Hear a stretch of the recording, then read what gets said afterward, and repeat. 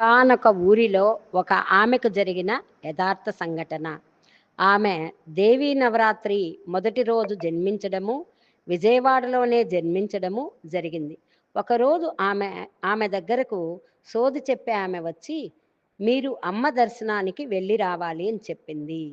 ఆమె దర్శనానికి వెళ్ళి వచ్చిన తర్వాత మ్యారేజ్ అవ్వడము, బాబు పుట్టడము, అమ్మవారి నక్షత్రంలోనే పుట్టడము, మంగళవారం పుట్టడము, రావు కాలంలో పుట్టడము, ఇవన్నీ ఆమె జీవితంలో జరిగిన అటువంటి సంఘటనలు. కానీ సడన్‌గా కొంతకాలం తర్వాత సమస్యలు రావడము మొదలయ్యాయి. ఆ తర్వాత తన జీవితం ఎలా జరిగింది అనేది నెక్స్ట్ సెకండ్ ఎపిసోడ్‌లో చెప్పడం జరుగుతుంది. సౌందర్య లహరిలోని 9వ శ్లోకం. మహీమూలాధారే కమపి మణిపూరే హుతవహం స్థితం స్వాదిష్టానే హృది మరతమాకాశముపరి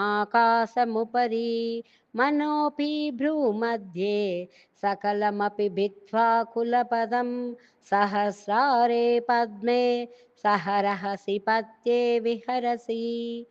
తాత్పర్యం: ఓ తల్లి భగవతి, నీవు మూలాధారంలో ఉన్న భూతత్వాన్ని, స్వాదిష్టాన చక్రంలోని అగ్నితత్వాన్ని, మణిపూర చక్రంలోని జలతత్వాన్ని, అనాహత చక్రంలోని వాయుతత్వాన్ని, విశుద్ధ చక్రంలోని ఆకాశతత్వాన్ని, ఆజ్ఞాచక్రంలోని మనస్తత్వాన్ని, సుషుమ్న మార్గం గురించి ఛేదించి సహస్రారం చేరి అక్కడ నీ భర్త అయిన సదాశివునితో కలిసి విహరిస్తుంటావు.